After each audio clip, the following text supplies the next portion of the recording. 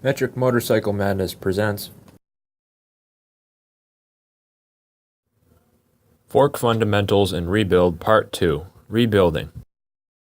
Alright, so what we've done, if you've already removed the fork out of the bike and you don't have an extra helper, what you can do, get some rags, put it around the fork leg, and what you want to do is get it around where the two holes are for the fender, so you have something that's relatively flat to compress a vise against it gently with the rags around it, of course, so you don't scratch it up. That way you got more or less likely to turn the fork around. So what we want to do this is basically, and I know these are already loose, this isn't going to be the case for everybody, loosen these in a quick cracking motion.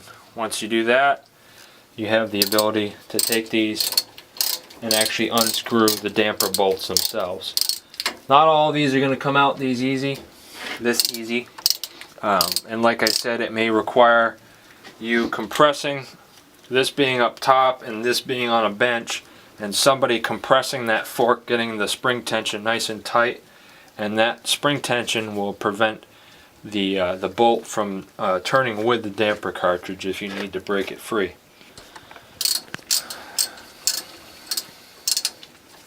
What to do if you strip one of these out? Well, I can't really tell you what to do, but it's not going to be an easy process, I can tell you that. So this is what this one looks like. You have a washer on this typically, just remember. Let's see if I can see it in here. Doesn't appear to, I'm sorry, that smells bad.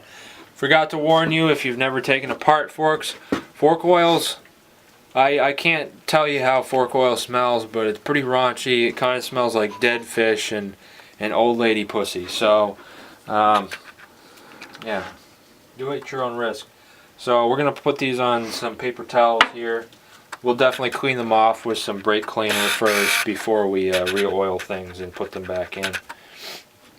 The other thing to do here, some of these will have rubber O-rings around that, so just make sure you don't lose those if it has it.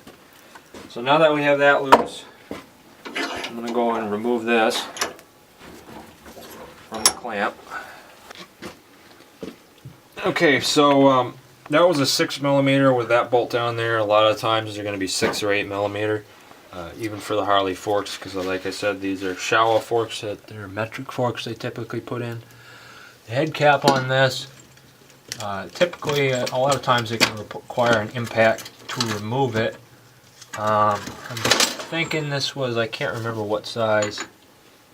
That's a 32, so it was definitely larger than that. It might have been a 33, 34, 35, somewhere around there. So you'll need an impact socket unless you have a regular socket that size to be able to loosen that typically. Don't go in with pliers, maybe an adjustable wrench if that's all you have.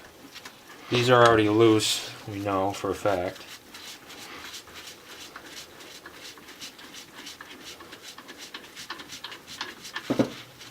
So we have that nice little cap.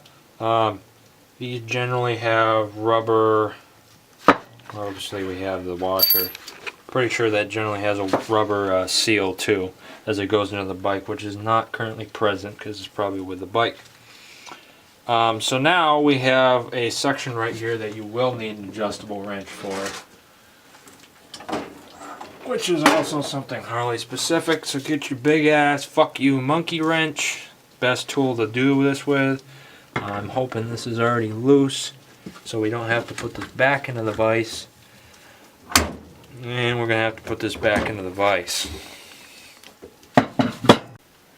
So what we're doing now, very gently clamping this with the rag around, of course, into there, because we need to be able to prevent this from turning. It's going to slide independently of the leg here. So we need to be able, again, this is one of those instances where crack this loose before you remove it from the tree so it's not super tight.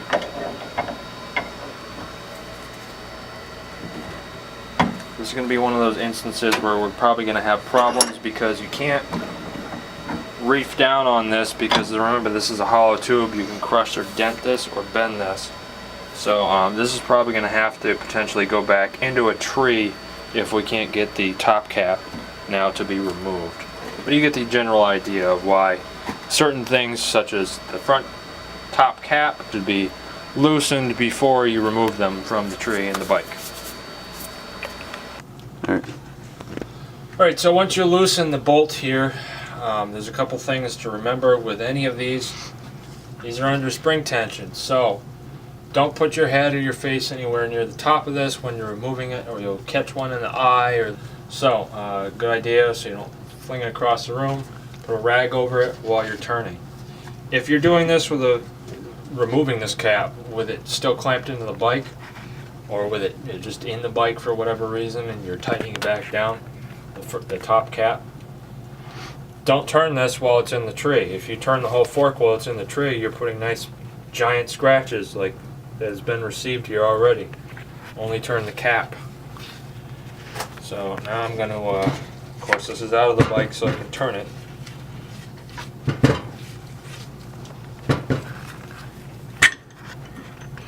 As you can see, that's broken free. We have the cap. We have the rubber seal here. And go ahead and remove that. Now, we're going to let this drop down to its final spot. Now we have what's known as damper cartridge, or in some cases the damper components, whatever you want to call them. A cartridge generally is a fully assembled, which has the top cap, the spring, all the bottom pieces and some of the bushings all together into one cartridge that can be pulled out and removed. A lot of the standard forks are like this, where they come in pieces, as opposed to a lot of USD forks have full cartridges. So it's important to remember when you pull the springs out that they can be different coils in different locations, so you want to keep in mind to the orientation of everything as it comes out. So that works especially with progressive springs. You'll notice progressive springs, there's larger coils or smaller coils as they go in, and that what happens with progressive springs, which people do a lot of aftermarket, they're progressive in nature because if you think about it, the tighter the coils, more of a tight suspension that's really going to have, less travel length, whereas the wider coils, more travel length. Kind of depends on the situation comparing it. In this case, this particular spring is pretty much straight all the way around. The only difference is you'll note at the bottom here it has two tighter wound coils that are really flat. At the top, not so much. So that's the orientation that this is going to go back in, that at the bottom. Now, as you have the wonderful smelliness in here, you know how much more oil we have. Now we're going to pull out this wonderful little device, which in a lot of cases this is attached. Now at the very bottom here is where the actual, let's see where it is, where generally the damper bolt actually screws into is the bottom of this, and that's what keeps everything together. We have holes that allow for fluid to travel around. We also have these plastic spacers here, which or bushings, which we have replacements for here. What's very important when you're reassembling these to understand is that this is going to pass through this slider tube inside as it goes through and passes into the leg. If you put this below the slider tube and then you try to screw it all together, it's not going to work. You're not going to have travel length that you need correctly. It's possible to reassemble the forks with this at the bottom of the end piece of the slider tube and screw it all together, and then you have all of a sudden no spring tension. You went, wait, what did I do wrong? We're going to do the last part of the disassembly. You're going to need a very small flathead screwdriver in order to remove the snap ring. Better yet than that, if you have a small pick set, something that's not too, well, I guess it doesn't matter if it's sharp or not, because you're just going to be removing it anyways. Sometimes even a little tack puller. And the snap rings, if you could see in there, just have two locations, and they'll just pop right up, and then you can pull this nice and off. You can see some of those indentations here where you can get in there with something. So you can reuse the snap rings if they're not too rusty. We have a full rebuild kit, so we're going to be replacing them. Now that the snap rings off, the damper bolt, and the top cap, nothing's holding the fork slider and the leg together now. So now that we have that, like this, we're going to actually pull the fork leg apart so we can rebuild it. So what happens is the bottom bushings are pushing against the top bushing and the fork seal itself, and you're just going to go up and down like a slide hammer motion to remove it. Now sometimes it's better, of course, to do this on the ground, so we're going to do this on the ground so we don't jump the leg up and down while on camera here.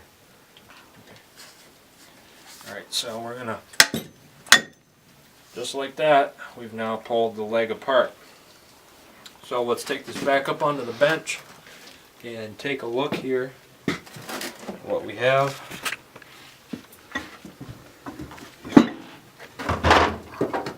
So this is the recesses that we see here, and what we see is the recess for the top bushing, and then the recess for the seal, and then the recess for the snap ring. You can now see all the way to the bottom of the fork leg, and there's another item down here that's going to be removed. Now keep in mind, very careful as you remove this, to the orientation of it. We have a smaller second spring.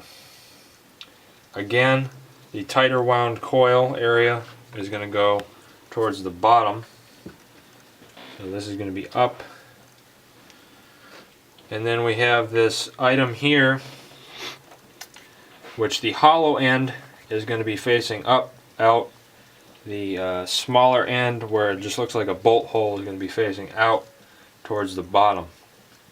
So if you were to take this and see what happens, it just slides right into there. That's what's happening inside the fork leg itself. So now that this is like this, you can see at the very bottom of this, the hole opening is much smaller than at the top because it's only meant to have this pass through it. The spring stops in the majority of this. And let's see. No, there's no seal there. So what we can do now, and of course this doesn't matter because we're not reusing the seal. You can slide the seal all the way up and off. And inspecting this, the seal held up just fine. This seal is only a year old, but again, there were no dust seals or dust wipers protecting it. Now, when you remove these, also keep in mind to the orientation. A lot of fork seals, they can look identical on both sides. There is a right way, there is a wrong way. There's either upside down or the right way. So on this one, the area where you can see there's a little spring wrapping around a much tighter groove, you'll see some square markers on that. That's facing up. If you look on the bottom where it's very, very open with a second spring, much wider channel, that's what's facing down. Another good way of telling is looking into the inside of the actual fork seal and seeing as to the wiper parts of the seal which way they're facing. You can look this up online to get a diagram. A lot of times they'll even include in the fork seal instruction manual or with the paperwork that comes with it which way is correct. What you want is the very sharp flat part pointed down, so it's wiping the oil down back into the fork leg here, and the somewhat curved, if you will, part like this facing up. So if you think about it, these little wipers are kind of in a triangle motion. That's what you want to have. So, and get rid of that. Now what we have here, we have a washer. Washers don't typically need to be replaced, but if your kit comes with it, you might as well. You have your upper bushing, which is going to slide off. The way to look for wear on these is these are kind of a steel color. If you start getting a bunch of copper color or uneven scratches or dents or stuff on this, these need to be replaced. The copper color showing through is an indication that these have been worn and they need to be replaced. They don't get replaced very often, not as much as fork seals or fork oil, but you still need to keep in mind when you look at these. Same goes for this one. It's going to have, typically the lower one's going to have a little bit more copper color to it. This one isn't that bad at all. We'll compare the old to the new once we get them cleaned up, and you'll be able to see the difference. To get this out of its recess, again, you're going to need a very thin or small flathead screwdriver. Probably use the same one, or a pick, and you just want to spread this apart and then slide it down off the bottom of the fork. May take a little bit of wiggle here.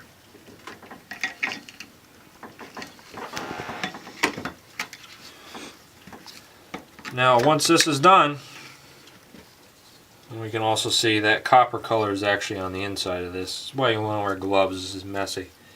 The inside is not what you're looking for really for the copper color. It's the outside for the wear.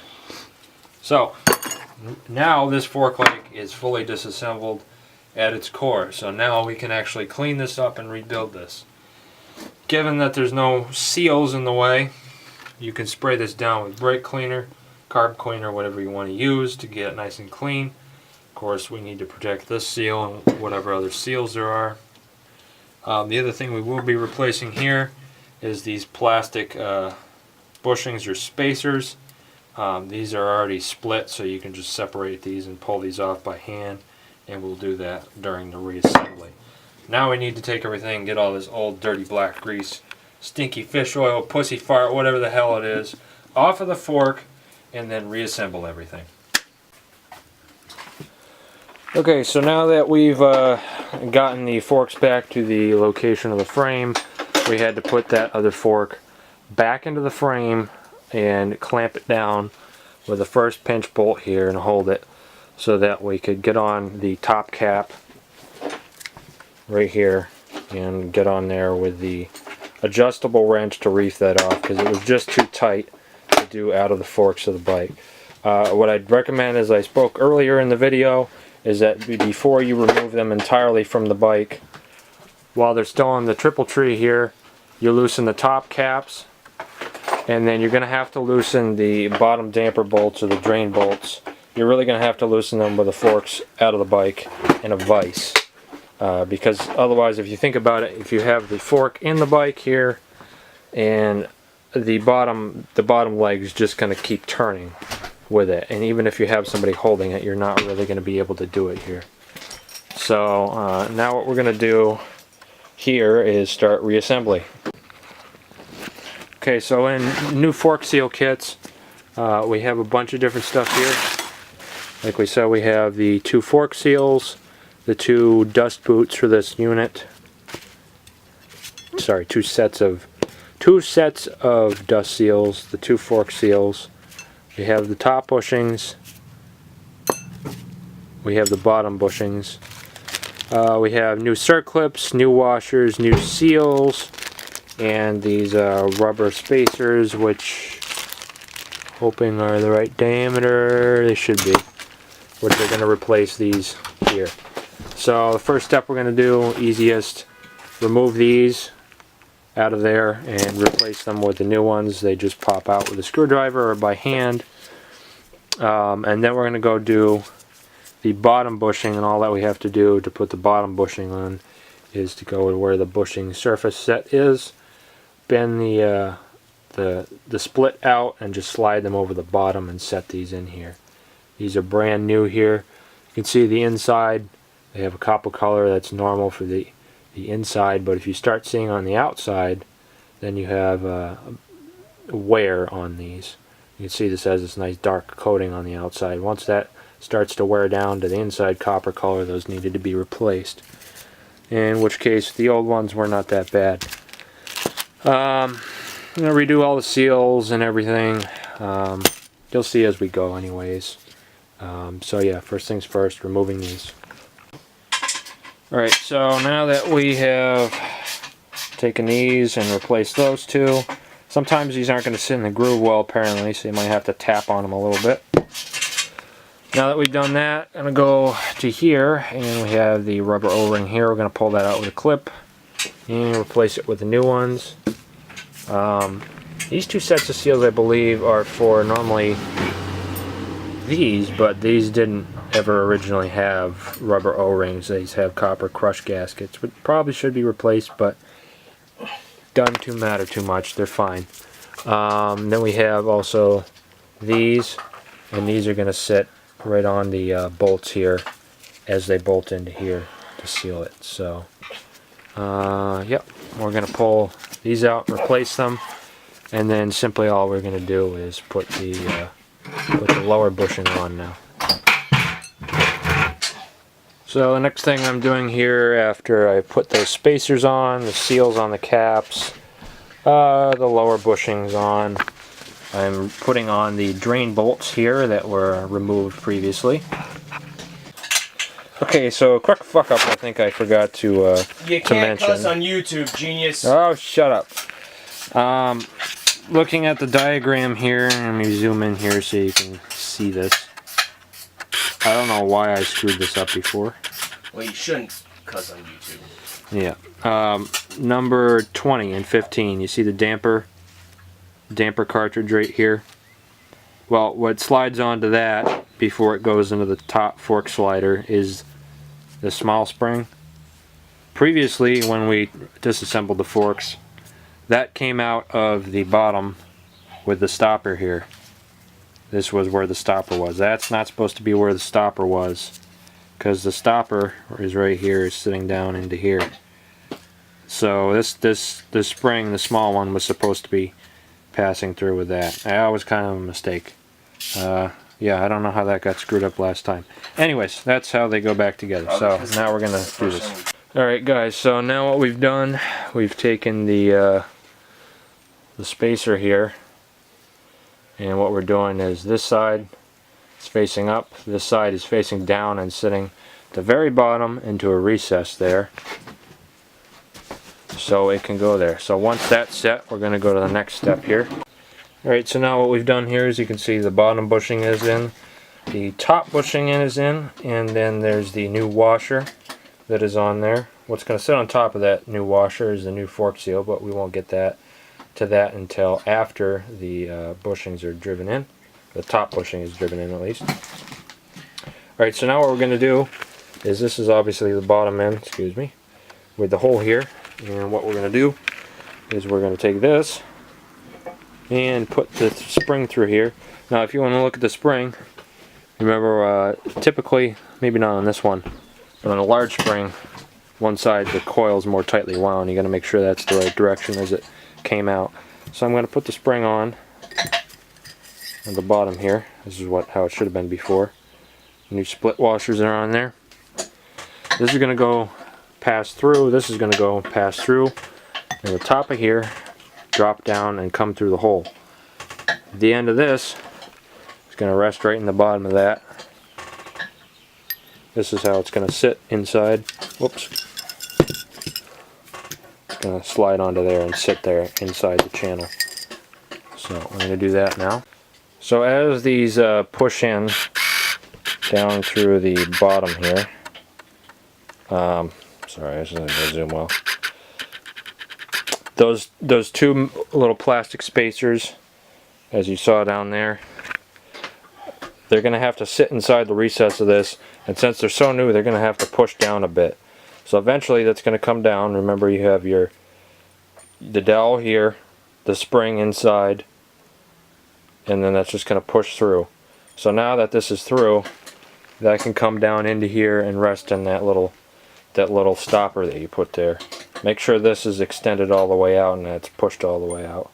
So we're going to insert this now into there. The lower bushing is going to remain there. The top bushing and the washer are going to push up above its recess, and then we're going to have to drive that in. So we're going to place this in here now. Okay, before I go too much further here and I pound the upper bushing in, I'm going to take the damper bolt and I'm going to screw it in to the bottom here, just loosely, not tight all the way, because remember it's going to start turning the assembly right now as it's loose. Just to get it in there so we have something to hold this from coming apart right now. And then we're going to drive the upper bushing in. Okay, so as we see here, the top bushing is now sitting at the top of its recess, and we're going to need to pound that in.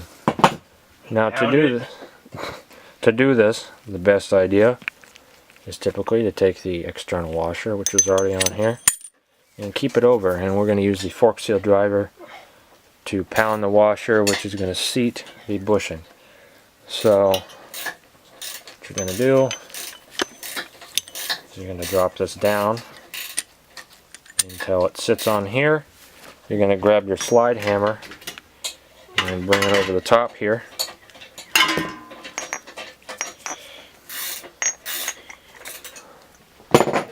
Just like so. And you're going to use this and just gently pound this in until you and you can actually kind of hear it, until you remove the washer and you can see that bushing is seated all the way at the bottom of its recess in there. Now, of course, since we haven't added the seal yet, the upper slider tube is at its lowest point, taken apart. You don't want to do this. Only want to do this when we're doing the bushing, not the seal, so we don't lacerate it. So now, since the upper bushing and the washer has been seated, we're going to seat the new fork seal. However, as it comes down the slider tube, all these lacerations and this rust and shit, it's going to cut up that new fork seal. So what we're going to do, whoops, the wrong piece here. Take a plastic water bottle. You can use a milk carton too if you want. Anything that's very thin plastic. Dry it off. You're going to make it into a shape about this size. Cut it lengthwise. So what we're going to do is we're going to kind of fold this inwards and stick that inside one of these seals. So it's sitting inside of that. Before we do that, we're going to apply a little bit of grease onto this so that it can, one, slide down the slider tube very easily, and two, we can slide the fork seal off of it into its recess fairly easily. You don't need to over lubricate these fork seals when you add them in, because remember, you're just using it to aid to get them in. What I typically do for sliding it down is white lithium grease. The seals themselves, sometimes if they don't always come within the pack, some of them do, but if not, you can buy it on your own, a rubber lube that's meant for fork seals, and that works really well for doing this. But if you don't have that, white lithium grease or something that's not going to damage rubber, that it can be used as a lubricant, would be good. I wouldn't trust petroleum jelly or anything like that, really. Definitely not WD-40 or anything like that. No PV Blast or any of that shit. But you need something that's safe to lubricate this to get it down. So place it into the seal here. Let Bill fart. And then we're going to slide it down. Hey, they're not supposed to know my name. Keeping in Bilbo, keeping in mind that you keep this fully up, extended, and that once you have the seal into the recess and out of this, do not let this top slider drop down, because all the shit here that you just went past with this to protect it is now going to drop down and start lacerating your fork seal. So it needs to be kept up until you get the spring and the top cap and everything in.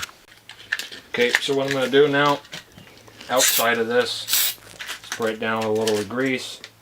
Inside, so you're coating the outside of that. Again, you don't have to go crazy here with the grease. Remember the orientation to your fork seal. Remember what we talked about earlier. we're going to put it kind of inside like this. This part's a little bit tricky because these are slippery, but you need to do this to protect the inside of the seal as it goes down here. Alright, so this is fully extended. We'll move this back up before we start moving this down, but we need to get this over the top cap, top of the slider here. This camera's pretty, just like your sister. This isn't particularly easy to do, but it's safe to do this way. So getting the plastic on here can kind of be sort of a bitch. Like your sister. Sometimes. You know what we're going to do is we're going to put this over first and then slide the fork seal on after. So wrap this around, the fork seal on like this. Now It's like putting on a very difficult condom. Actually, that's exactly how it's like. Sometimes on the end of this plastic, you'll need to just give it a cut so it's going to come past the top of this. Times two. You also don't want to cut the fork or seal in any way, shape, or form. So since this is kind of tight here, let's try to get this to like this. So now that the seal is protected, we're going to slide it on down. Again, condom reference. As far down as we can go here. And then what we're going to do is have to remove the plastic. So if you can't get this down any further, what you can do is just lift up a little bit on the seal and then pull this plastic off here.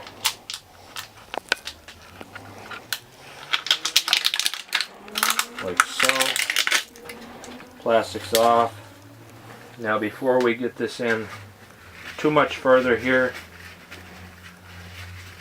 I'm going to try to clean some of this grease off. A little bit too much grease here than what I need. Okay, so now that it's here, we're going to, just by hand, push it into the first section by hand. The rest is going to have to be done with a driver. So remember, at this point, you don't want to let this slider drop down because it's going to come up here and start lacerating. So, don't want to do that. Now one thing we can do at this point to help prevent against that, slide the old springy do in here.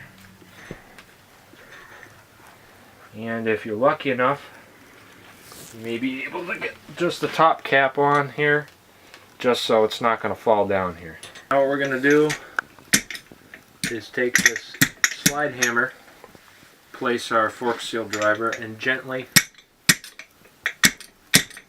start to drive this in to its recess. Now it is going to have a point where it will stop, and what you should be doing is kind of holding this while you drive it. And then we're going to put the snap ring. The snap ring sits inside a little channel around here. All you have to do, drop it down over this. You're going to push one end in here.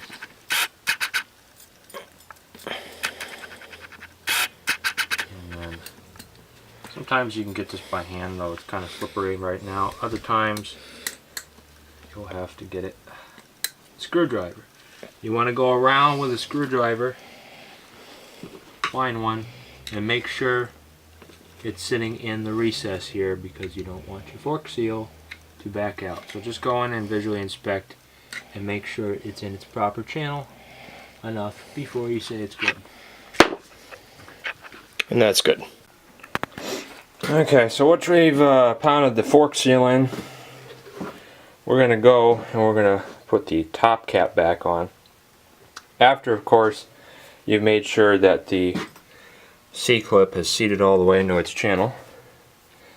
Now, top caps like this, and in particular a fork leg that's a much heavier duty fork, is going to kind of be difficult when you've rebuilt it with the new bushings and the damper rod assembly has those plastic washers.